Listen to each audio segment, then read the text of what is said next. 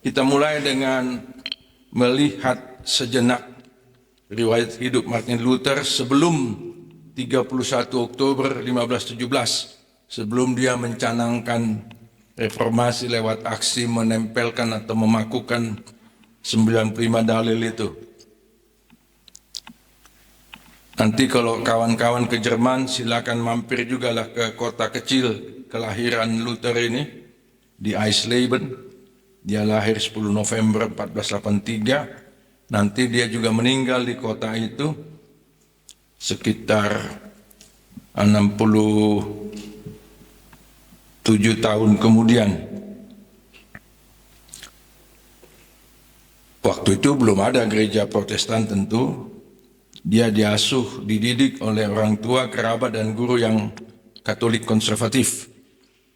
Nah, ayahnya menginginkan dia dan mengarahkannya untuk studi hukum, untuk menjadi pengacara.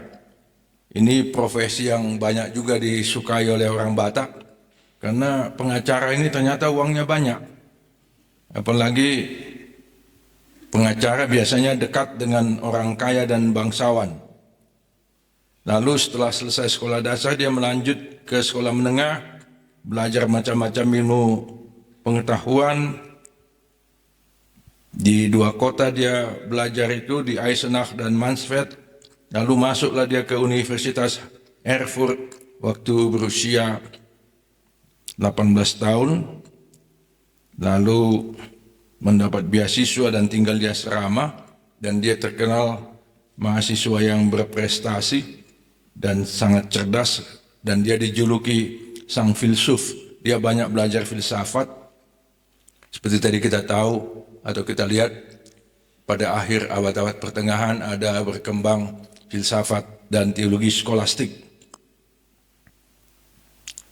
Dia meraih gelar sarjana muda 1502, magister 1505, lalu sempat sebentar masuk ke sekolah tinggi hukum, tapi baru beberapa minggu Luther sudah mengubah arah hidupnya akibat pengalaman disambar geledek, sambar petir dalam perjalanan pulang ke rumah orang tuanya di Mansfeld. Terkenallah peristiwa itu ketika dia terlempar dan berteriak, "Tolong Santa Ana." Santa Ana itu dalam gereja Katolik itu adalah ibu dari Maria. "Aku akan jadi rahib." Dan kemudian memang dia jadi rahib. Ayahnya masih kecewa atas keputusan dia meninggalkan studi hukum, tapi ya tetap saja Luther menganggap bahwa keputusannya itu tidak salah. Sebagai anak zamannya, Luther peka terhadap ujian atau pencobaan dan penderitaan yang menimpa masyarakat. Pada akhir abad-abad pertengahan, tadi kita sudah lihat ada wabah penyakit, ada juga katakanlah penindasan dari gereja yang berkonspirasi dengan penguasa. Dan di tengah-tengah keadaan itu, dia melihat bahwa semua yang terjadi itu adalah pekerjaan iblis. Dan dia melihat bahwa berbagai penderitaan itu bahkan sampai nanti manusia di seberang kehidupan sudah mati pun masih kena murka Allah.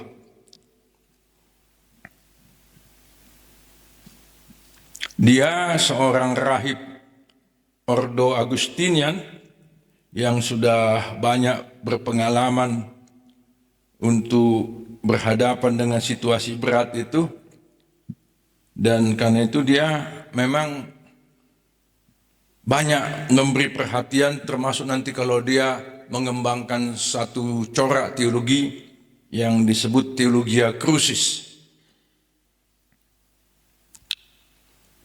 Dia kemudian ditahbiskan tahun 1507 dan sebagai imam klerus tentu dia melayankan perjamuan kudus. Di Katolik itu disebut Ekaristi dari kata Eucharistia, berarti pengucapan syukur. Lalu disitulah dia mulai menggumuli makna dari perjamuan kudus itu. Apakah benar bahwa ketika imam mengucapkan rumusan perjamuan kudus, inilah tubuhku, inilah darahku, roti dan anggur serta-merta berubah menjadi tubuh dan darah Kristus. Itu yang di gereja Katolik disebut transubstansiasi. Nah, waktu dia pertama kali melayankan perjamuan kudus atau Ekaristi itu, ayahnya hadir.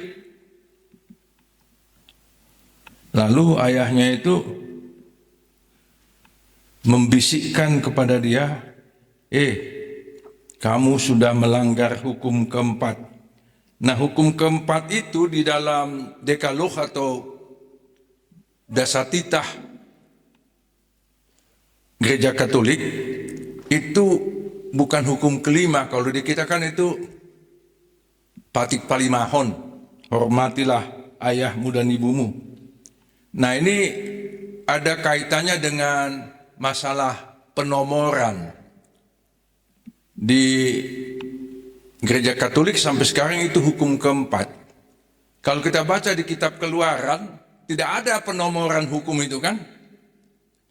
Lalu ada juga bagian tertentu dari Keluaran 20 itu, akulah Tuhan Allahmu, jangan ada padamu Allah lain di hadapanku, dadadadadat. Nanti itu oleh gereja-gereja kita dipindahkan dari hukum pertama itu menjadi bohado padok ni debata taringot tupati nasapului. Apa kata Tuhan tentang 10 hukum itu? Padahal itu kan kalau di kitab Keluaran bagian dari hukum pertama itu. Nah, pokoknya begitulah ayahnya waktu itu bilang sama dia. Tapi Luther tetap meyakini bahwa pilihannya itu sudah benar. Dia hidup di tengah biara atau di dalam biara yang punya disiplin yang sangat ketat, dan otoritas imamat itu membuat dia harus sangat ketat menjalankan tugasnya sebagai imam. Tapi itu justru menimbulkan ketakutan dalam diri Luther, ketakutan atas kematian dan penghakiman atau penghukuman Allah. Pengalaman traumatis di sambar geledek itu membawanya pada dimensi spiritual yang lebih jauh. Salah satu dimensi yang lebih lanjut ditekuninya adalah studi atau pendalaman Alkitab. Dia kurang puas dengan Alkitab terjemahan bahasa Latin Vulgata, dan ini nanti mendorong dia untuk menerjemahkan Alkitab ke dalam bahasa sendiri, bahasa Jerman yang kita sudah singgung tadi. Nah, untuk memperdalam studi Alkitabnya, Luther dikirim oleh pemimpin Gereja Katolik waktu itu, salah seorang pemimpin, Johann von Staupitz, Vikaris Jenderal Gereja Katolik Roma di Jerman, untuk melanjutkan studi biblika di Universitas Wittenberg tahun 1508. Lalu dia lulus mendapat gelar akademis biblika pertama, Baccalaureus Biblicus, dan yang kedua Sentantiarius. Lalu dia meraih gelar doktor biblika 9 Oktober 1512 dan mulai mengajar sebagai guru besar kitab suci, Lectura Biblica 1513. Sebelum dia selesai dengan studi doktornya itu, dia berkesempatan mengunjungi Roma tahun 1510, akhir 1510 sampai awal 1511. Pengalamannya mengunjungi pusat Gereja Katolik Roma itu meningkatkan pergumulannya tentang apa-apa yang diajarkan dan dilakukan Gereja Katolik Roma melalui para pejabat tingginya, terutama mengenai keselamatan. Bagaimana supaya manusia mendapat keselamatan. Apakah usaha manusia yang notabene adalah manusia berdosa bisa membuat dia selamat? Ini sebenarnya sudah menjadi perdebatan antara Augustinus pada abad ke-4 sampai awal abad ke-5 ya, versus Pelagius, seorang teolog dari Inggris. Apakah perbuatan manusia bisa bisa menghasilkan keselamatan, atau itu sepenuhnya merupakan gratia, anugerah Tuhan yang diterima dengan iman? Nah, dari sinilah nanti kita mendengar atau mengetahui beberapa semboyan dari reformasi, mulai dari sola gratia, sola fide, kemudian sola scriptura, sampai ke solus Christi. Dua nas dalam surat Rasul Paulus ke jemaat Roma, pasal 1 ayat 17 dan 3:28. Baginya, dia katakan ini dalam tulisannya, membuka gerbang ke surga. Luther kemudian atau pada waktu itu mengerti bahwa iman saja pengikat yang mempersatukan manusia berdosa dengan kasih Allah. Inilah juga nanti menjadi salah satu isi dari tulisannya kebebasan orang Kristen, yang antara lain mengatakan orang Kristen itu bebas sebebas-bebasnya karena sudah dibebaskan Tuhan dari dosa, tapi terikat seterikat-terikatnya untuk melaksanakan apa yang dipercayakan oleh Tuhan. Ada beberapa faktor yang memengaruhi Luther selama studi dan tugasnya mengajar di Wittenberg, antara lain nilai spiritual dari metode atau metodologi gaya Aristotelian, itu dari filsuf Aristoteles, yang kian diragukannya. Kendati nilai dan metodologi Aristotelian itu sudah dimodifikasi dan dikritik oleh William Ockham dan murid yang menganut nominalisme. Tentang nominalisme tadi kita sudah, atau saya cantumkan di catatan kaki 6 ya. Nominalisme, aliran filsafat yang berkembang pada abad-abad pertengahan, mengajarkan bahwa nama-nama atau nomina, nama-nama benda, meskipun berguna untuk membuat klasifikasi, sebenarnya tidak secara sah menggambarkan realitas. Nah, nanti nominalisme ini memberi kritik terhadap ajaran ajaran Gereja Katolik, tetapi Luther tidak puas dengan apa yang dikemukakan oleh para nominalis itu. Karena itulah nanti dia mengembangkan teologinya sendiri.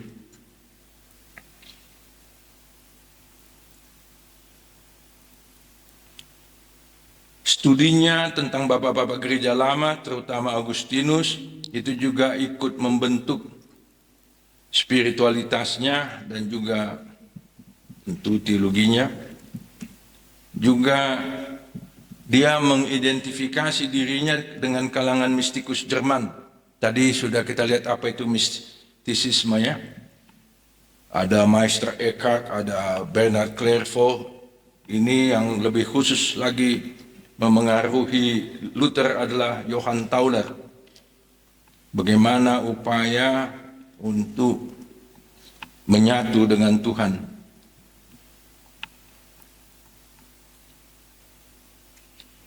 Upaya-upaya yang dipikirkan atau refleksi bahkan pergumulan Luther ini diungkapkan juga pada forum perkuliahan yang dia ampu di Universitas Wittenberg, dan di sana biasa ada perdebatan teologis secara reguler. Di sekolah-sekolah teologi kita kayaknya tidak terlalu lazim ada forum perdebatannya. Pokoknya dosen memberi kuliah, mahasiswa mengerjakan tugas, selesai. Tapi di Wittenberg dan beberapa perguruan tinggi pada masa itu secara reguler ada perdebatan. Lalu Luther mengemukakan pandangannya itu di forum-forum perdebatan itu maupun di khotbah-khotbahnya di macam-macam tempat, di biara, di gereja. Di dalam buku yang saya sudah sebut tadi 55 jilid yang ada di perpustakaan kita di sini, saya tidak ingat di jilid yang keberapa, dimuat juga khotbah-khotbahnya ketika dia masih menjadi guru besar di Universitas Wittenberg itu.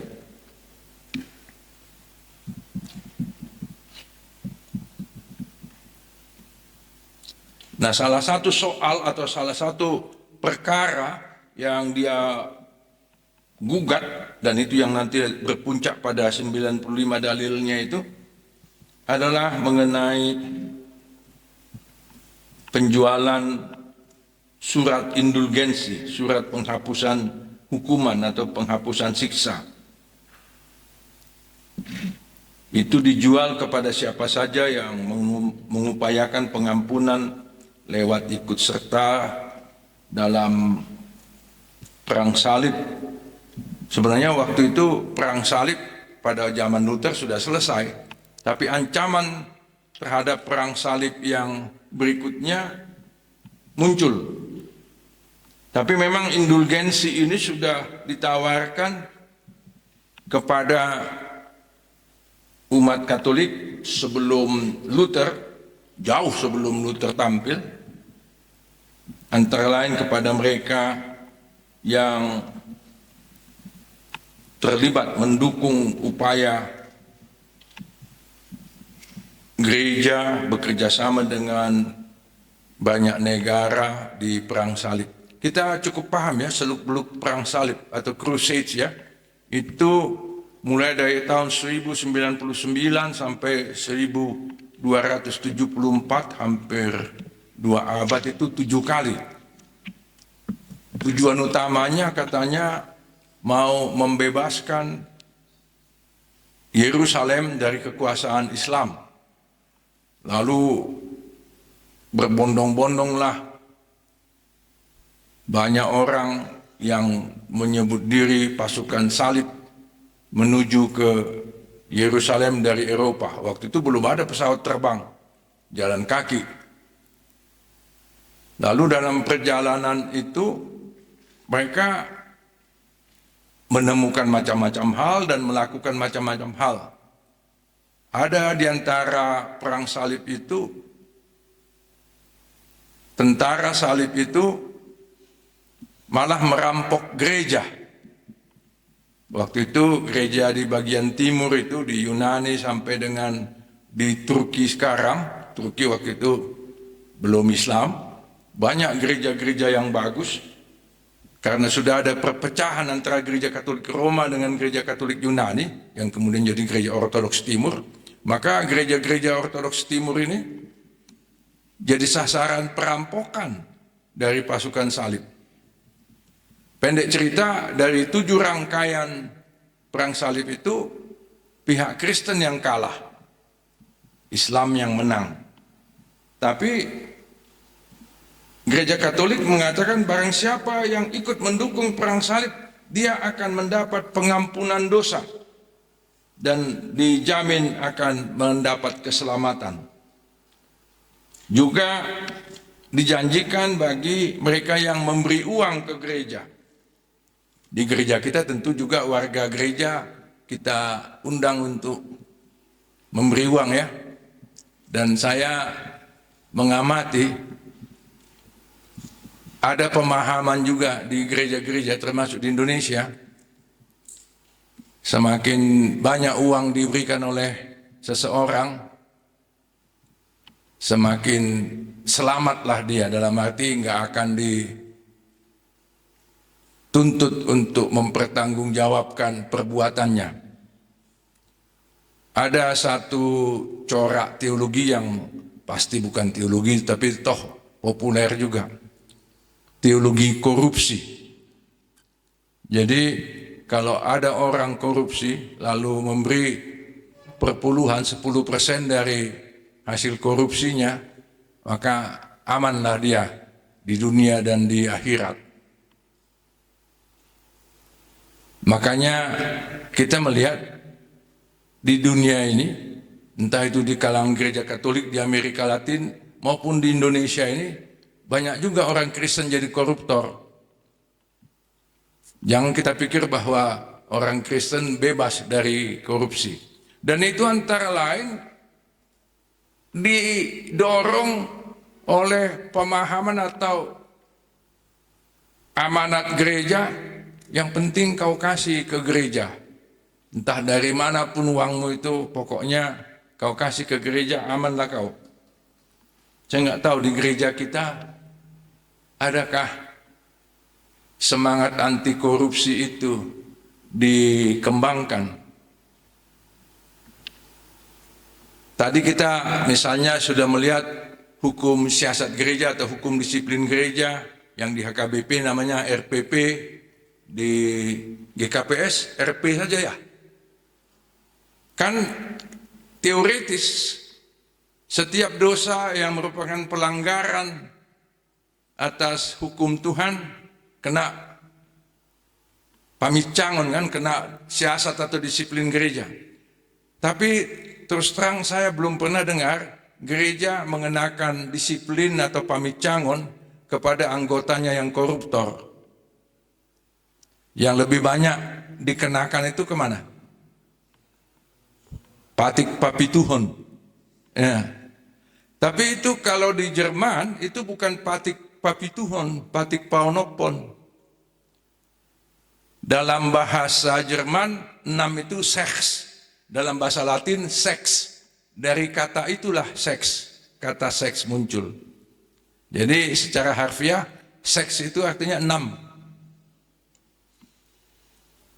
Nah, gereja-gereja kita kan paling melotot matanya kalau sudah menyangkut itu. Tapi kalau ada yang manako dalam wujud korupsi itu kan aman sentosa. Nah, di gereja Katolik menjelang reformasi kira-kira begitu juga. Yang penting kau kasih uangmu, beli surat penghapusan siksa, nanti kau akan selamat. Nah, Luther melihat ini, wah ini udah kacau ini gereja ini. Harus dilakukan koreksi terhadap semua itu. Sementara itu dari teologi skolastik dikemukakan pandangan bahkan ajaran gereja bahwa manusia punya kehendak bebas, free will. Itu dulu dikemukakan antara lain oleh Pelagius, lalu nanti juga teolog skolastik Katolik Thomas Aquinas. Jadi manusia bebas untuk menerima atau menolak keselamatan.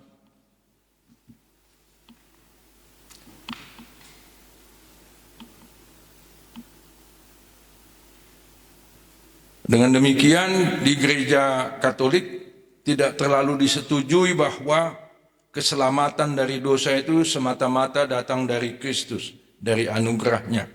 Makanya di dalam tradisi gereja Katolik ada pemahaman bahwa orang-orang kudus, santo laki-laki, santa perempuan, bisa menolong orang untuk bisa mendapat pengampunan atau pemulihan dari pengalaman traumatis itu, sehingga ya Dia teriak, tolong Santa Ana. Dan itu tidak mudah untuk tiba-tiba beralih dari mahasiswa hukum ke kemudian masuk biara. Tapi pengalaman mendadak itu mengubah rencana bahkan juga orientasi hidup dari Luther. Kalau yang di Wittenberg di 31 Oktober 1517 dia pakukan 95 dalil itu, kan kita lihat tadi melalui satu proses yang panjang. Masuklah dia ke biara Augustinian yang sangat ketat disiplinnya itu, studi teologi lah dia, khususnya biblika, pergi dia ke Roma dan sebagainya. Jadi itu akumulasi dari berbagai proses dan pengalaman sejak tahun 1501 sampai 1517. 16 tahun proses itu. Sementara kalau sambaran geledek tadi itu kan tanpa persiapan itu. Jadi tidak bisa kita mengaitkan pengalaman dia di sambar geledek waktu mau pulang ke rumah orang tuanya itu dengan apa yang dia lakukan pada peristiwa penempelan atau pemakuan 95 dalil itu. Yang satu sifatnya mendadak, yang lain melalui proses yang panjang.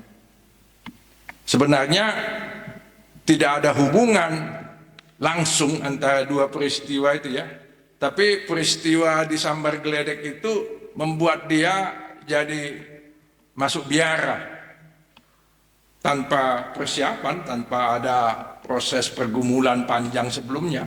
Sementara proses dia memulai reformasi itu proses yang makan waktu 16 tahun.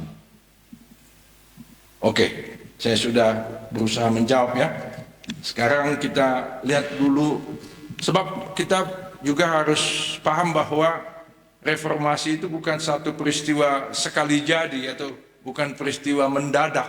Tadi kita sudah lihat latar belakangnya, akar-akarnya, mulai dari abad-abad ke-11, 12, 13, termasuklah John Wycliffe, Jan Hus, lalu juga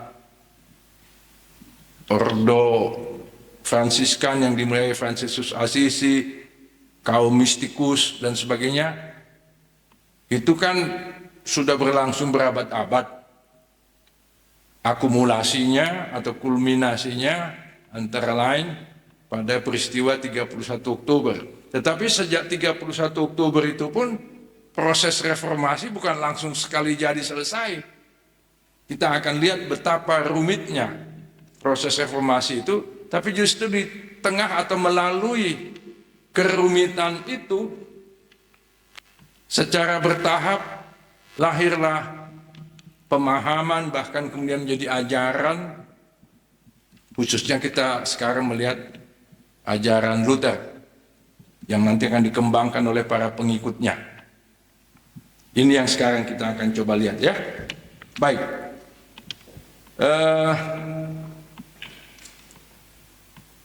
tadi saya sudah tunjukkan buku 95 dalil Luther itu ya, yang kuning itu. Di situ ada juga penjelasannya, analisis atasnya. Tentu itu terjemahan bahasa Indonesia. Kita juga bisa menemukan dalam berbagai bahasa lain. Cuma dalam bahasa Batak kayaknya nggak ada ya. Apalagi dalam bahasa Simalungun belum ada ya. Dan itu tidak perlu saya pikir. Bahwa kita punya bahasa Indonesia aja udah bagus.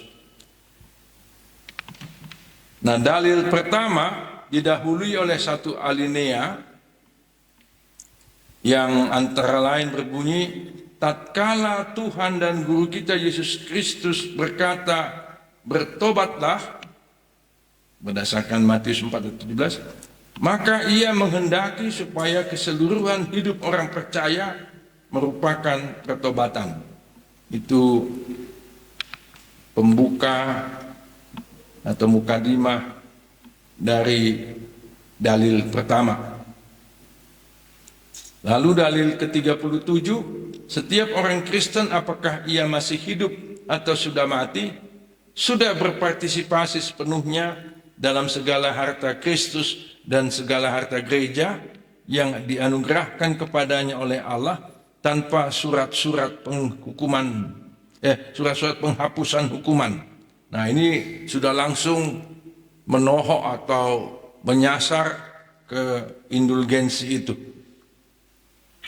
Dalil 43, perlu diajarkan kepada orang Kristen, orang yang berderma, bersedekah kepada orang miskin atau memberi pinjaman kepada seseorang yang berkekurangan, itu berbuat lebih baik daripada kalau ia membeli surat penghapusan hukuman.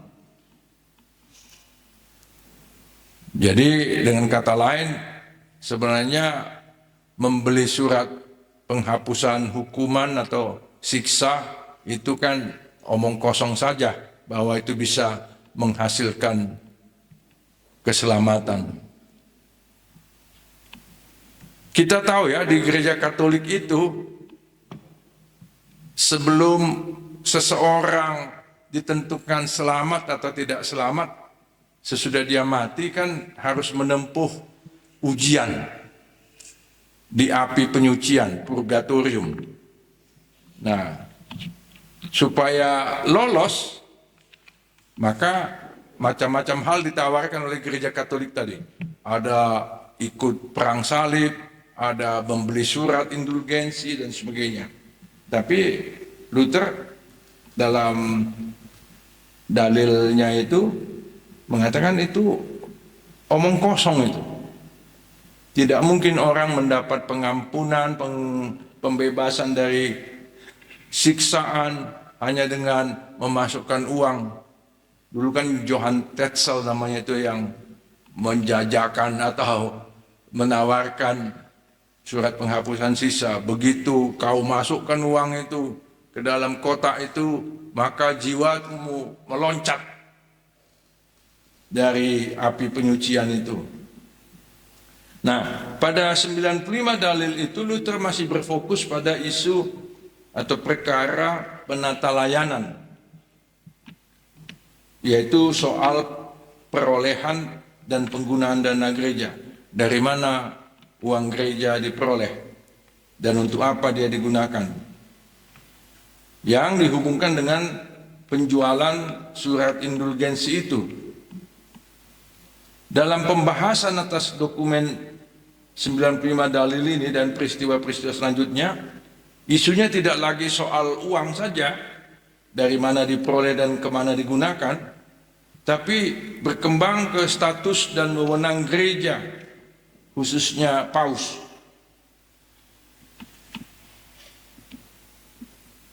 Bagaimanapun juga, tindakan Luther mempublikasikan 95 dalil itu dipahami banyak orang di lingkungan gereja Katolik maupun di bidang sosial politik, dalam hal ini penguasa, sebagai pencanangan reformasi yang dikaitkan dengan nama Luther. Dan lambat laun namun pasti hari atau tanggal pencanangan 95 dalil itu dipahami sebagai hari reformasi. Waktu Luther memakukan 95 dalil itu belum langsung disebut tanggal 31 Oktober hari reformasi, jauh belakangan itu. Di beberapa gereja di Eropa, terutama di Jerman dan Skandinavia, mereka masih rajin merayakan hari reformasi sampai sekarang. Tapi saya nggak tahu, kayaknya di gereja kita itu sudah kurang diperhatikan ya. Belum pernah saya dengar ada gereja yang bikin upacara khusus pada tanggal 31 Oktober. Oke lah, kita menyebut gereja Lutheran, tapi kita toh tidak terlalu mempedulikan itu. Itulah kenyataannya ya.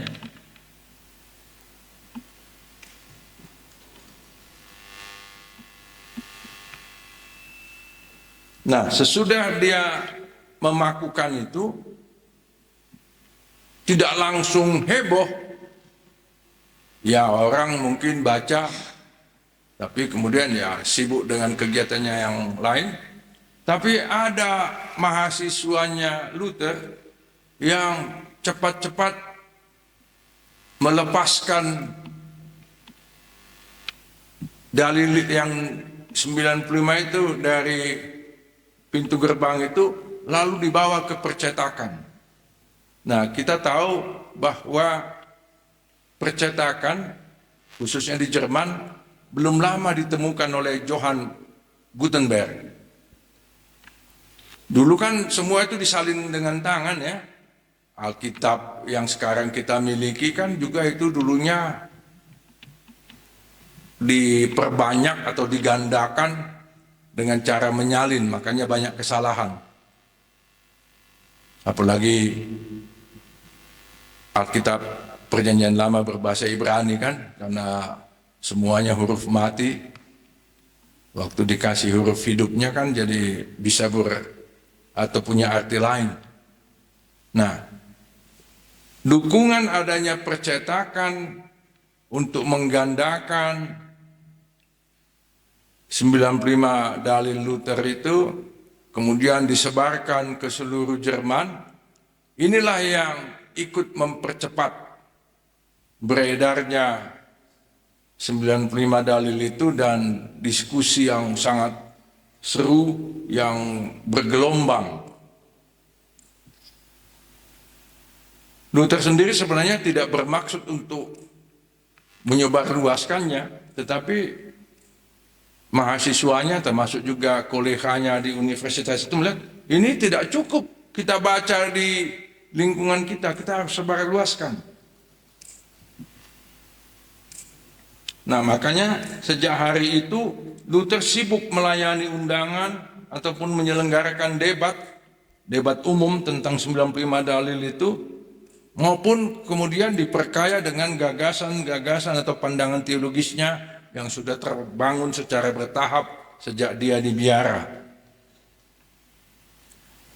Di antara sekian banyak pertemuan dan perdebatan itu, yang penting dicatat antara lain adalah pertemuan di Heidelberg 1518. Ini kota Heidelberg ini penting.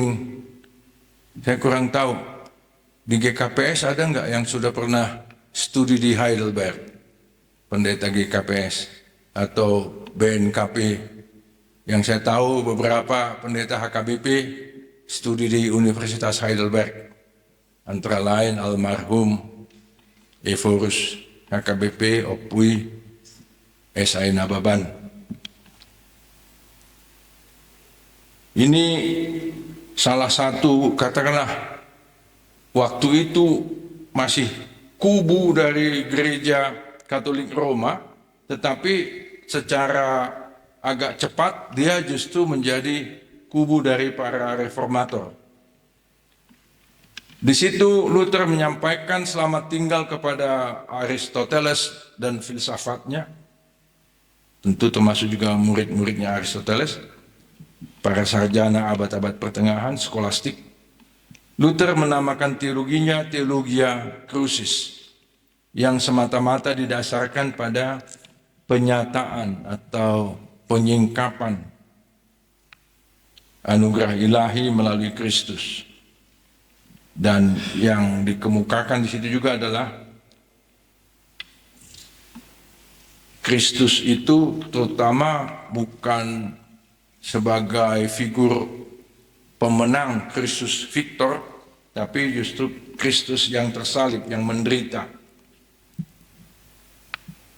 Dengan itu Luther secara total memisahkan diri dari spekulasi apapun dari manusia tentang Allah yang tanpa Kristus, atau upaya apapun untuk menyenangkan Tuhan lewat jasa atau pahala manusia. Tidak perlu kita menyenangkan hati Tuhan, kata Luther. Kalaupun kita menyenangkan hati Tuhan, itu bukan demi untuk semacam menyogok atau membuat supaya Tuhan senang sama kita lalu menyelamatkan kita. Hanya salib Kristus yang menyelamatkan kita. Mengacu pada kontras yang dibuat Rasul Paulus atas hikmat spekulatif dan kebodohan pemberitaan Injil, itu di 1 Korintus 1 ayat 23 ya, Luther menandaskan bahwa Allah hanya dapat dikenali melalui penderitaan di kayu salib. Dengan alasan ini, maka teologi yang benar dan pengenalan akan Allah hanya mungkin melalui Kristus yang tersalib. Tadi saya sudah singgung juga bahwa Luther itu bukan seorang teolog yang sistematis, yang merumuskan ajarannya secara rinci. Kalau kita pernah membaca tulisannya atau karya utamanya Johannes Calvin, Institutio Christianae Religionis, pengajaran agama Kristen, itu kan sangat rinci. Anda sudah pernah membaca Institutio? Ada terjemahannya sekaligus ringkasannya juga dalam bahasa Indonesia. Pokok demi pokok, Allah, Kristus, Roh Kudus, gereja, keselamatan, dan sebagainya. Tapi Luther tidak menyiapkan atau menulis karya yang seperti itu. Padahal teolog Jerman pada masa dia itu sebenarnya adalah para teolog yang bisa mengungkapkan pandangannya dengan cara yang jernih dan teratur. Luther justru lebih tergerak untuk menulis, atau mungkin juga berkhotbah, tapi kemudian khotbahnya dicatat oleh murid-muridnya. Dia intens terlibat dalam masalah-masalah dunia abad ke-16, sehingga dia tidak punya waktu untuk menarik diri melakukan studi ilmiah di tempat yang damai dan tenang. Biasanya kan kita kalau mau menulis itu mengundurkan diri dari segala macam kesibukan ya. Saya setiap kali mau menulis sebuah buku harus cuti studi dulu. Waktu saya mau menulis buku yang sudah direvisi itu berbagai aliran, saya harus cuti studi 6 bulan, pergi ke Amerika dan kemudian ke Belanda. Kalau nggak begitu nggak selesai. Juga beberapa buku yang lain demikian. Tapi Luther tidak punya, dalam tanda petik, kemewahan waktu seperti itu. Nah, karena itu memang tidak mudah memahami pandangan ataupun ajaran Luther. Untunglah ada saja di antara sahabat-sahabatnya ataupun pengikut-pengikutnya yang bisa mengolah itu, mengelaborasinya, sehingga dia bisa tersaji dalam tulisan yang relatif, paling tidak secara kronologis, menurut urutan waktu, berurutan. Makanya sampai 55 jilid tulisan Luther yang dihimpun dalam Luther's Works itu. Lagi pula Luther tidak melihat bahwa tugas teologi adalah menyajikan suatu sistem pemikiran. Ia melihat tugas teologi dan teolog, terutama teolog biblika, adalah hal-hal yang dalam tanda petik praktis, bukan spekulatif. Teologi menjadi praktis tatkala ia dihubungkan dengan realitas kehidupan, dengan pergumulan, derita, sukacita, dan frustrasinya manusia. Sebab secara realistis, hidup senantiasa dibayangi oleh hasrat manusia yang terus-menerus untuk berkuasa, bahkan untuk menjadi seperti Allah. Ini kita baca di Kejadian 3 bagaimana iblis melalui ular menggoda manusia supaya menjadi seperti Allah. Jalan iblis yang menyaru atau menyamar seperti ular selalu tampak lebih menarik dibandingkan dengan jalan Kristus. Dosa berbangga diri lebih kuat dari mengasihi sesama. Konflik antara Allah pencipta dan makhluk manusia bagi Luther merupakan penyebab dari semua konflik lain.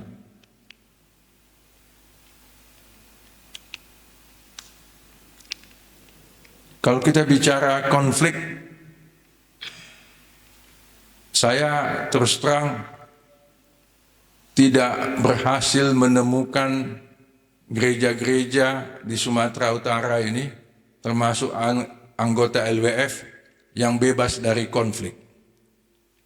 Coba di antara saudara-saudara ada yang bisa menyebut gereja mana di antara gereja kalian yang tidak pernah berkonflik? Bahkan kadang-kadang sampai korban jiwa ya. Tapi memang kita tidak terlalu suka mengingat dan mencatat semua itu. Kita lebih suka melupakan, lalu nanti mengulangi. Di GKLI ada konflik? Pasti ada. Di HKI apalagi? Opung saya itu, Opung Bao, evangelis di HKI. Dulu dia di Medan di Jalan Dahlia, Jatiulu. Itu daerah, udah masuk Medan Baru lah itu mungkin ya. Lalu dia banyak terlibat dalam konflik. Itu kan cerita tahun 57 itu. Dan itu berpanjang-panjang, berulang-ulang. Nah, Luther juga berkonflik dengan gereja Katolik. Bahkan kalau kita mundur lagi ke belakang, Tuhan Yesus juga sering berkonflik kan? Konflik itu sebenarnya tidak selalu jelek, asal dikelola dengan baik. Makanya ada bidang studi di bidang management of conflict, bagaimana mengelola konflik supaya tidak menjadi destruktif. Nah, Luther bilang konflik itu terutama adalah akibat konflik antara Allah pencipta dan makhluk manusia. Nah, kita bisa saja memberi pendapat apakah setuju atau tidak. Tapi itulah antara lain yang dikemukakan oleh Luther setelah dia mengalami berbagai konflik dengan gereja Katolik, dengan teman-temannya penggagas reformasi, tapi juga dia sering mengalami konflik internal di dalam dirinya. Kan kita juga pernah mengalami itu ya, konflik di dalam diri kita, karena kita mempunyai beberapa hal, entah itu pandangan, pemikiran, perasaan yang saling bertentangan di dalam diri kita. Nah, Luther merangkum fokusnya atas kemanusiaan Allah di dalam Kristus dan mempercayakan diri kepada Allah yang demikian dengan semboyan Alkitabiah, dibenarkan karena iman dan bukan karena melakukan hukum Taurat. Itulah tadi Roma 3:28 itu. Jadi dia membuat pembedaan antara anugerah, gratia, dan hukum. Anugerah Allah kita ketahui melalui komunikasi bahwa percaya total pada Kristus memisahkan keselamatan dari dosa. Komunikasi ini adalah Injil, Evangelion. Kemampuan membedakan antara Taurat dan Injil, kata Luther, adalah kecakapan terbesar di dalam kekristenan. Sebab hal itu membuat orang Kristen waspada terhadap pencobaan yang terus-menerus untuk menggunakan Injil sebagai Taurat dan Taurat sebagai Injil. Nah, saya kadang-kadang juga menemukan di banyak gereja kita ini, Injil sudah jadi Taurat. Ketika gereja melakukan atau memberlakukan, menegakkan disiplin, siasat atau pamicangon, itu dia sedang menegakkan kebenaran Injil atau menegakkan hukum Taurat. Silakan Anda pikirkan sendiri. Tapi Luther mengingatkan kita supaya jangan sampai menggunakan Injil sebagai Taurat atau sebaliknya Taurat sebagai Injil. Itu dua substansi yang berbeda. Tidak berarti bahwa Taurat dibuang saja, tapi memang di dalam Taurat itu, kalau Rasul Paulus mengatakan Taurat itu memperkenalkan kita kepada baik kehendak Allah maupun kesalahan kita dan mengantar kita kepada keselamatan. Tapi bukan Taurat itu sendiri yang memberikan keselamatan. Iman menurut Luther adalah pengalaman direngkuh oleh kasih Allah melalui kisah inkarnasi di dalam Kristus. Dalam arti ini Luther mengait-eratkan pembenaran oleh iman dengan dogma Trinitas. Allah yang diwahyukan, dan diwahyukan itu bisa lewat Alkitab, bisa dengan atau melalui peristiwa lain, adalah Allah yang di dalam Kristus, dan Kristus adalah satu-satunya yang mendamaikan orang berdosa dengan Allah, yang sebagai Roh Kudus menganugerahi mereka dengan iman. Jadi di sini keselamatan itu berkait dengan inkarnasi dan juga dengan Trinitas. Tatkala teologi menjadi begitu mendarat, ia bukan lagi bersifat analitis dan penuh uraian, melainkan doksologis, suatu pemujian, rangkuman pujian atas apa yang Allah kerjakan di dalam Kristus. Pandangan teologis Luther yang kristosentris ini mengawal misteri inkarnasi itu dari penjelasan rasionalistis dan penafsiran moralistis. Dari sinilah Luther merumuskan soteriologinya, pemahamannya tentang keselamatan, kelepasan dari dosa melalui iman kepada Kristus, keselamatan dari yang jahat atau si jahat hanya datang dari Injil sebagai janji hidup baru, sebagai hadiah ilahi yang diberikan oleh anugerah semata, diterima dengan iman belaka melalui Kristus semata. Mencari Allah di luar Kristus Yesus adalah jahanam, katanya, terkutuk. Nah, teologi Luther pernah juga disebut atau dibandingkan dengan revolusi Kopernikan. Kita tahu Kopernikus ya, yang mengubah pemahaman manusia tentang alam semesta.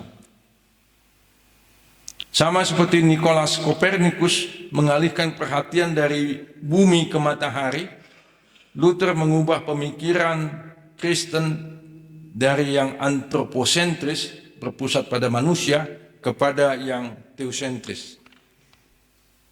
Tapi ya, perubahan paradigma ini toh tidak sepenuhnya mengacu kepada apa yang dikatakan oleh Kopernikus ya. Kan Kopernikus mengatakan bukan matahari yang mengelilingi bumi, tetapi bumi yang mengelilingi matahari. Tetapi dalam hal itu, menyangkut astronomi itu, Luther masih konservatif. Dia mengatakan bahwa matahari itu dia yang mengelilingi bumi. Kita juga tahu di Gereja Katolik itu paling tidak sampai Konsili Vatikan pertama 1869, 1870, Paus itu tidak bisa salah. Ex cathedra infallibilis. Apa yang disabdakan oleh Paus dari tahtanya atau kursi kepausannya di Vatikan itu tidak bisa salah.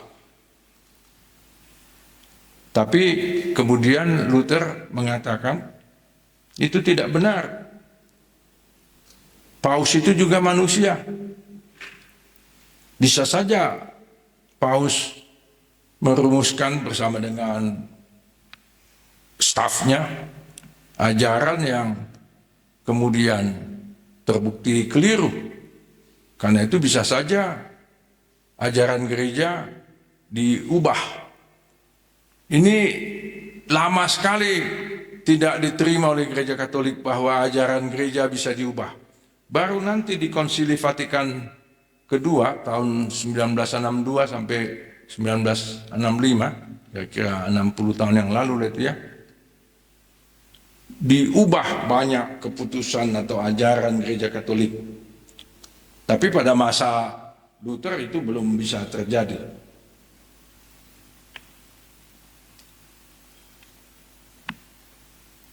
Nah, pada masa yang masih penuh gejolak sesudah 1517 itu,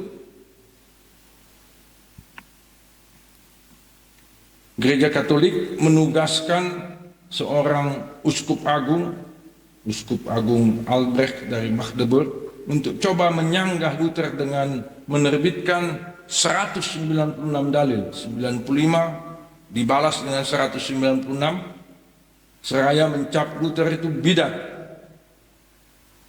Dan kalau bidat sesuai dengan panduan inkuisisi boleh dibinasakan. Mereka mengerahkan sejumlah pejabat negara dan ahli hukum, termasuk hukum gereja, untuk menilai Luther terkait dengan tindakan Luther mempertanyakan hak gereja yang tak boleh disanggah itu dalam rangka mengawasi iman dan moral. Johann Eck yang tadi kita sudah sebut juga, mahaguru yang terkenal di Universitas Ingolstadt, Bavaria, Jerman Selatan, coba mengemukakan kelemahan-kelemahan argumentasi Luther dengan menerbitkan Obelisk yang antara lain menyebut Luther pendusta, penyesat, dan pemberontak. Lalu Luther membalas Obelisk itu dengan asterisk. Kalau asterisk itu di tanda baca kita kan itu tanda bintang ya. Tulisan kecil yang menyatakan bahwa Johann Eck itu terlalu dungu untuk mampu memahami perkara Luther. Nah, ini makin panaslah pertikaian mereka. Seperti tadi sudah saya singgung, Luther sempat berusaha mencegah penyebaran 95 dalil itu karena dia khawatir bahwa itu akan digunakan untuk menyebabkan pertikaian politik antara Frederick yang bijaksana, itu elektor atau raja wilayah Saxon dengan Uskup Agung Albrecht. Sementara Frederick mendukung dan melindungi Luther dari ancaman gereja Katolik dan para penguasa pendukung gereja Katolik. Frederick juga menerbitkan penjelasan yang cukup panjang atas 95 dalil Luther itu, kendati uskupnya Hieronymus Schulze dari Brandenburg melarang publikasinya. Sementara itu banyak mahasiswa dan teolog muda mendukung seruan Luther untuk kembali ke teologi yang alkitabiah dan ke pengajaran gereja kuno, gereja abad-abad pertama, khususnya karya-karya Augustinus. Berdasarkan proses perdebatan dan saling tuduh ini,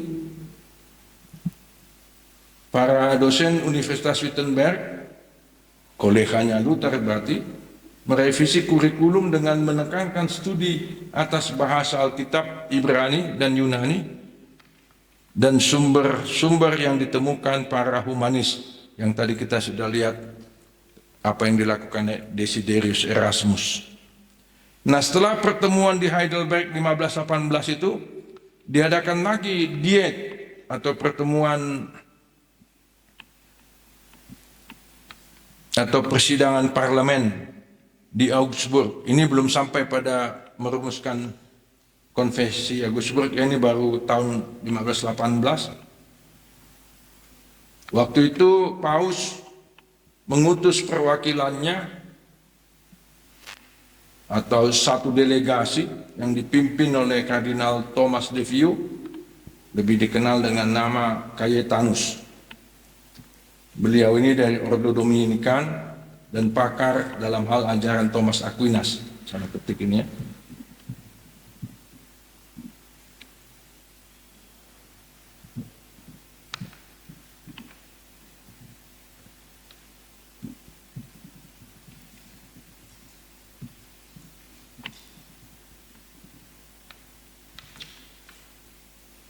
Nah, waktu ada diet atau persidangan parlemen itu, Luther cukup keder, cukup gemetar menghadapi persidangan itu karena Cayetanus mewakili kuasa status quo dari Gereja Katolik.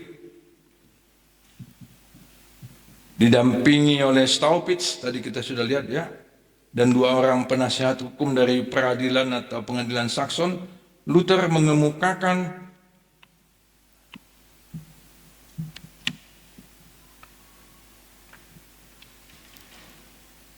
pandangannya secara tertulis dan menyatakan kesediaannya untuk diuji lagi. Kalau perlu seperti sidang ujian disertasi itu ya.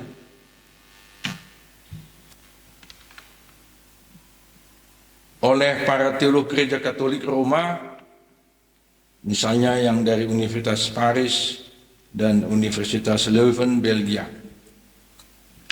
Kalau kalian ke Belgia, kapan-kapan kunjungilah Universitas Leuven. Itu salah satu universitas yang terbesar di dunia ini. Koleksi perpustakaannya aja entah berapa juta. Nah, tetapi pertemuan di Augsburg itu hanya menghasilkan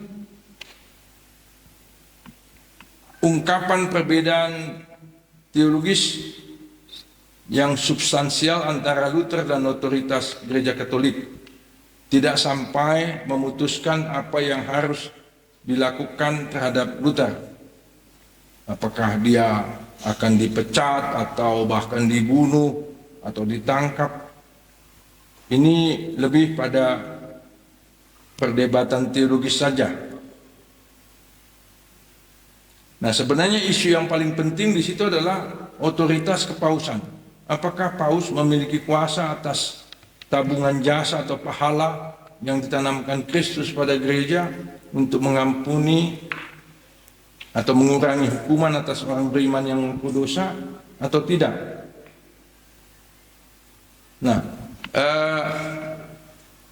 di Gereja Katolik sampai hari ini ada fasilitas lah katakan atau sarana di mana seorang warga Gereja Katolik akan datang menyampaikan pengakuan atas dosanya kepada pastor atau imam. Itu ada satu semacam ruangan khusus itu. Di dalam ruangan itu ada bilik kecil lagi, tempat pastor duduk ya, lalu si warga gereja ini menyampaikan pengakuannya. Di gereja kita tentu nggak ada itu ya. Nah, di sini kembali diperdebatkan soal itu. Apakah paus dan juga klerus atau rohanian bawahannya punya kuasa untuk mengampuni atau mengurangi hukuman.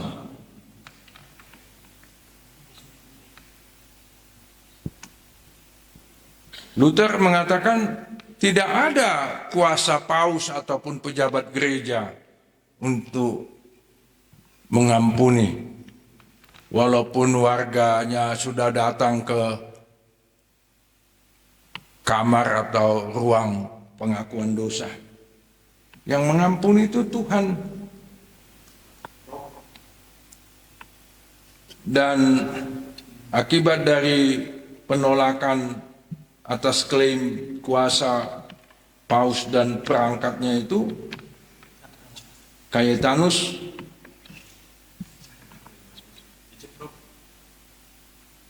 jadi murka karena dia tidak berhasil meyakinkan Luther untuk mencabut pandangannya. Maka rumor pun menyebar Luther akan digiring ke Roma bila perlu dengan kekerasan. Luther memutuskan untuk mengikuti tradisi di gereja dan masyarakat, yaitu mengajukan banding, appeal, ke konsili umum dengan mengklaim bahwa Paus gagal menjalankan kepemimpinan pastoral dan keadilan yang dituntut oleh jabatannya. Nah, dokumen banding ke konsili ekumenis ini ada juga di buku Luther's Work itu ya, dirancang oleh seorang pengacara, dan dengan hikmat Luther membacanya keras-keras pada satu Minggu sore di Kapel Roh Kudus Gereja Kota Wittenberg. Tindakan hukum ini meniru banding yang dibuat Universitas Paris dan lembaga-lembaga akademis lain menyangkut berbagai isu. Mendengar banding Luther ini, Staupitz menyampaikan kepada Luther bahwa Luther tidak bisa berharap lebih ringan dari derita persekusi karena Roma atau Gereja Katolik atau Paus berkukuh memperlakukan Luther sebagai bidat. Maka Staupitz menasihatkan kepada Luther, tinggalkan Wittenberg semasih ada waktu. Staupitz waktu itu sudah purna bakti, emeritus. Dia menulis surat ke Luther, datanglah menjumpaiku di Salzburg, Austria, agar kita bisa hidup dan mati bersama. Nah, Luther sempat berpikir meninggalkan wilayah Saxon untuk memenuhi undangan hidup dan mati bersama Staupitz itu. Tetapi kemudian Luther merasa wajib tinggal di Wittenberg dan menolak mengaku salah kecuali terbukti salah. Sementara itu Frederick, elektor Saxon itu sibuk merencanakan sejumlah pertemuan antara Luther dan perwakilan Roma dengan tujuan mengumpulkan bukti bahwa Luther tidak sesat. Nah, kita lihat di sini ya, Frederick ini kan pejabat pemerintah, tapi dia juga ikut berupaya untuk melindungi atau menyelamatkan Luther dari segala tuduhan dan ancaman. Tadi ada tunjuk tangan. Izin Prof, minta maaf Prof, itu bukan sisi untuk besok. Ya, saya tadi sudah bilang, sekarang kita sampaikan atau kita bicarakan ini supaya besok jangan kekurangan waktu kita ya. Sebab ini nanti sampai sekitar halaman 38 atau 39, supaya kita besok akan lebih banyak mengikuti perkembangan sejak 1523 sampai nanti Luther meninggal dunia 1546. Pembahasan kita ini kan menyangkut riwayat hidup dan pekerjaan atau pergumulan Luther, yang kita lihat tahapan-tahapannya ya, mulai dari dia masuk biara, menjadi guru besar Biblika, lalu kemudian mencanangkan reformasi 31 Oktober, lalu kita lihat perkembangannya. Kita sekarang dalam rangka menelusuri apa-apa yang dialami oleh Luther dalam tahun-tahun setelah dia mencanangkan reformasi itu penuh dengan kesibukan, tapi lebih dari kesibukan, pergulatan, baik pergulatan teologis maupun pergulatan politis yang sangat intensif selama lebih kurang 1517, 1523, 6 tahun. Dalam 6 tahun itu luar biasa hal yang harus dihadapi oleh Luther. Nanti sesudah 1523 tentu masih banyak lagi yang terjadi sampai nanti Luther meninggal dunia ya. Nanti kita akan lihat itu lebih lanjut. Kita kembali ke debat di Leipzig ini, Luther di situ mendapat kesempatan untuk menyerang indulgensi, lagi-lagi indulgensi yang sudah dia soroti pada 95 dalilnya itu, dan itu disorotinya dalam konteks hubungan dosa dan anugerah, gratia. Tetapi Johann Eck, mewakili Paus, menegaskan bahwa isu real adalah otoritas kepausan dengan menyerang atau menolak surat indulgensi itu. Sebenarnya yang ditolak adalah Paus. Sehubungan dengan ini, Johann Eck menantang kebenaran dalil Luther nomor 22. Terjemahan Indonesia kemarin saya sudah sebut ya, ada tersedia juga di meja ini.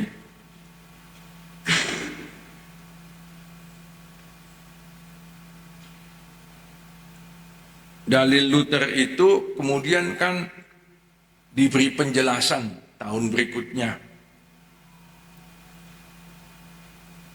Di dalam dalil itu maupun penjelasannya dikatakan bahwa Paus tidak bisa membatalkan hukum di api penyucian atau purgatorium. Yang menurut hukum kanonik, ini istilah hukum gereja yang disusun oleh gereja Katolik, dan itu dari waktu ke waktu itu makin tebal. Alkitab itu udah lumayan tebal ya. Kalau perjanjian lama, perjanjian baru digabung 1000 berapa halaman itu? Sekitar 1300 halaman. Tapi hukum kanoniknya Katolik lebih tebal lagi.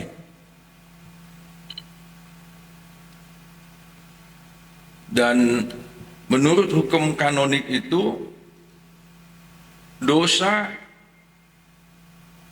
bisa ditebus ketika seseorang masih hidup. Itulah dengan cara memberikan uang. Tapi Luther tentu tidak setuju terhadap apa yang ditentukan dalam hukum kanonik itu, antara lain dengan mengacu atau merujuk ke apa yang sudah terjadi lebih dari 1000 tahun sebelumnya. Sebelum Paus Silvester, Katolik itu punya paus sampai sekarang sudah ratusan ya, dihitung. Kita ingat siapa yang dianggap atau dihormati atau diklaim gereja Katolik sebagai paus yang pertama? Petrus ya. Tentu pada masa Petrus belum ada jabatan paus. Gereja Katolik itu kan baru katakanlah established atau terbentuk secara kelembagaan sejak abad ketiga. Jadi katakanlah sekitar 200 tahun setelah masa-masa para rasul. Nah, sebelum Paus Silvester pada abad keempat, Roma tidak punya yurisdiksi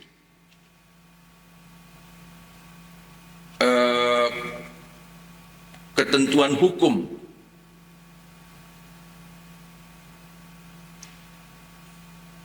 atas gereja atau jemaat lain, terutama atas jemaat di Yunani. Nanti jemaat di Yunani itu kan berkumpul dalam satu gereja Katolik Yunani yang belakangan lebih dikenal sebagai Gereja Ortodoks Timur. Jadi sebenarnya perbedaan antara Roma dengan Yunani sudah sejak abad keempat, yang pada akhirnya secara definitif mereka berpisah tahun 1054. Dan karena itu gereja yang Katolik Roma ya, yang merasa diri punya jurisdiksi itu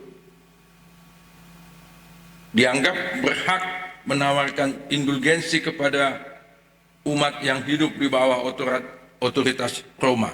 Nah, klaim hak dan yurisdiksi ini ditolak oleh gereja-gereja di luar Roma, sehingga Luther bilang sudah sejak dulu itu tidak diterima untuk semua gereja. Kenapa sekarang kalian atau paus dan pasukannya itu masih mengklaim bahwa gereja punya hak untuk itu?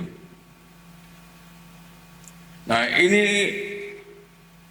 berlangsung berhari-hari seperti yang kita lihat tadi, dan banyak dalil dari Luther itu yang diperdebatkan.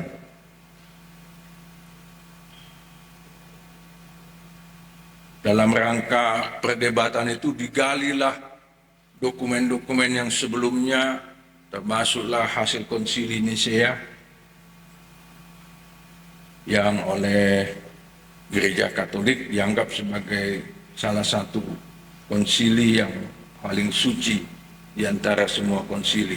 Kemarin kita sudah menyebut juga konsili Nisea 325 tahun 325, dan kalau kita periksa dokumen-dokumen gereja kita, banyak dari dokumen gereja kita itu yang menyebut pengakuan iman Nisea Konstantinopel, dirumuskan di Nisea 325, disempurnakan di konsili kedua atau konsili berikutnya tahun 381. Nah, GKLI, mana GKLI kawan? Di dokumen GKLI misalnya, apakah ada juga disebut pengakuan iman Nisea Konstantinopel sebagai, ya? Aneh.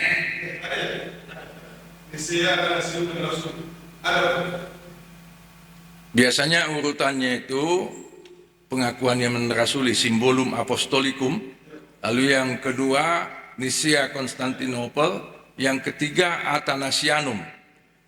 Itu didasarkan pada nama tokoh gereja Athanasius, tapi bukan dia sendiri yang menulis itu.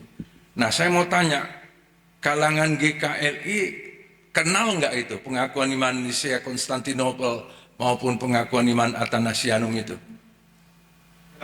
Kenal, pernah dipakai di gereja dalam kebaktian. Kapan itu digunakan? Oh, jadi hanya untuk kalangan kampus, di jemaat tidak dikenal. Tapi itu kan dicantumkan di dokumen gereja kita. Saya tahu di HKBP itu ada, di Konfesi 1951 juga ada. Di pokok-pokok pemahaman iman GKPI di gereja kami juga itu disebut. Di GKPS bagaimana? Digunakan itu pengakuan iman Nisea Konstantinopel dan Athanasianum itu. Kalau pengakuan iman rasuli kan pendek dia, ya. Tapi pengakuan iman Nisea Konstantinopel itu kira-kira 4 kali dari pengakuan iman rasuli. Lalu nanti pengakuan iman Athanasianum lebih panjang lagi. Nah, yang saya bisa lihat adalah itu disebut di dokumen gereja kita, tapi tidak digunakan. Yang tiap minggu digunakan kan pengakuan iman rasuli. Tentu kita tahu bahwa pengakuan iman rasuli itu bukan para rasul yang merumuskan itu. Pengakuan iman rasuli, rumusan terakhirnya yang final, itu baru abad ke-7. Jauh lebih belakangan, lebih muda dari pengakuan iman Nisea Konstantinopel maupun Athanasianum. Nah, Luther dalam perdebatannya dengan kalangan Katolik, nanti juga ada dengan kalangan Anabaptis, dia mengacu tidak hanya kepada pengakuan iman rasuli, walaupun nanti dalam katekismus Martin Luther itu yang dibahas, tapi dia juga mengacu kepada hasil konsili Nisea, termasuklah pengakuan iman itu, ya. Nah, karena itu nanti ketika kita mengkaji bagaimana tempat teologi Martin Luther di dalam gereja kita, kiranya kita juga memeriksa apakah pengakuan iman yang digunakan oleh Martin Luther dan kawan-kawannya itu digunakan juga oleh gereja kita. Kemarin saya sudah kasih lihat Book of Concord ya,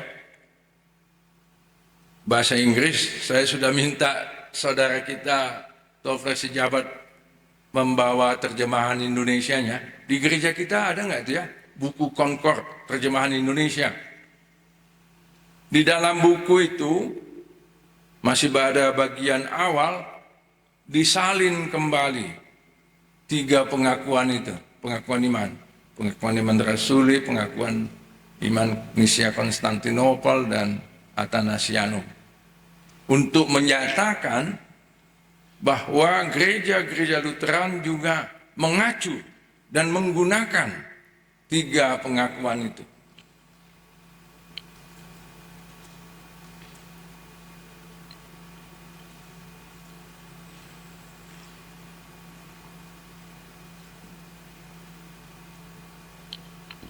Nah, perdebatan di Leipzig itu tentang masalah dosa dan anugerah tidak menghasilkan keputusan yang signifikan.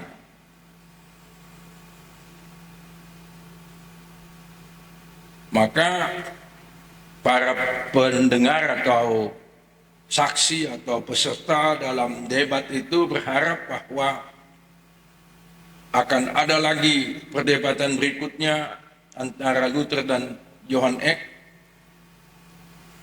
Tapi ya itu tidak bisa segera dilakukan.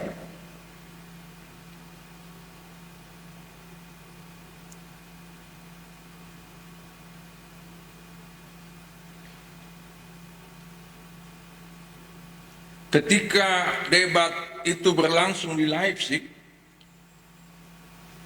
Johann Eck menekan atau menyanggah pendapat Luther dengan mengangkat otoritas Konsili Konstans yang kira-kira 100 tahun sebelumnya, yang mengutuk Jan atau Johannes Hus dari Praha karena menyangkal otoritas Paus. Jadi artinya penyangkalan atas otoritas Paus bukan pertama kali dilakukan oleh Luther. Lebih 100 tahun sebelumnya Johannes Hus sudah melakukan itu. Lalu kemarin kita sudah lihat Johannes Hus itu karena dituduh sebagai bidat dihukum mati dengan cara dibakar hidup-hidup. Nanti lewat laptop atau HP kalian, kalau tidak salah itu lewat aplikasi Google, kalian bisa mendapat gambar, bukan foto ya, waktu itu belum ada kamera, atau lukisan bagaimana Johannes Hus itu dibakar hidup-hidup. Nah, dengan itu Johann Eck mengatakan kepada Luther, "You kalau terus-menerus mempersalahkan Paus atau menolak otoritas Paus, kau pun nanti akan dibakar hidup-hidup. Maka bertobatlah kau." Begitu kata Johannes Eck kepada Luther, tapi Luther nggak mau.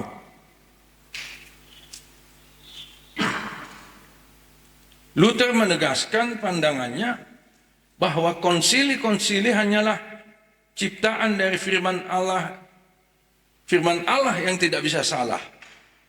Tapi konsili bisa salah.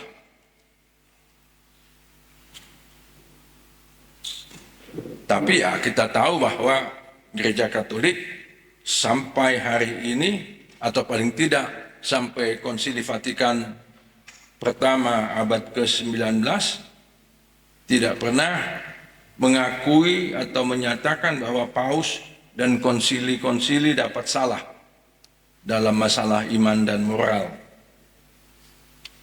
Jadi doktrin ex cathedra infallibilis itu paling tidak sampai Konsili Vatikan pertama dipertahankan. Nanti di Konsili Vatikan II ada rumusan yang lebih moderat yang mengatakan tidak bisa salah dalam hal A, B, C, D, tapi dalam hal lain bisa salah.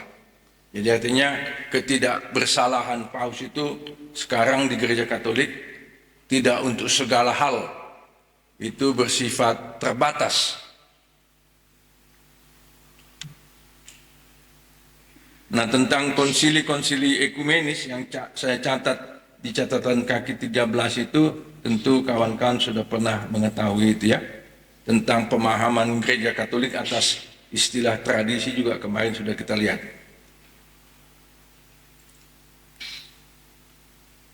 Nah, selesai perdebatan di Leipzig itu macam-macam lagi yang terjadi, antara lain Universitas Paris pada 18 April 1521 menerbitkan keputusan mengutuk 104 pernyataan Luther yang dinilai sesat.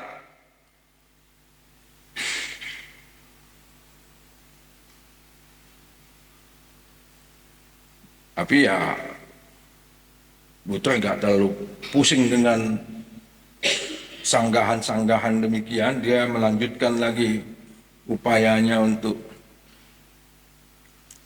membarui Gereja Katolik baik dalam hal ajaran maupun dalam hal tindakan atau praksis. Nah, ini melibatkan banyak universitas yang kita kemarin sudah lihat sudah berdiri sejak abad ke-12. Tidak hanya Universitas Paris, tidak hanya Universitas Wittenberg, tapi juga Universitas di Köln ini di Jerman juga bagian barat, lalu Louvain itu di Belgia. Mereka juga, ini Universitas Katolik ya, mengutuk Luther. Nah, jadi di sini kita lihat bahwa hal yang dikemukakan Luther ini, karena dia adalah juga seorang guru besar di Universitas Wittenberg, ini menjadi perhatian pada level akademis perguruan tinggi. Tidak hanya urusan jemaat lokal di kota-kota atau di desa-desa, tapi itu sudah menjadi kajian atau bahan perdebatan di lingkungan perguruan tinggi. Itulah sebabnya apa-apa yang dikerjakan oleh Luther banyak direspons entah secara positif ataupun negatif oleh kalangan perguruan tinggi.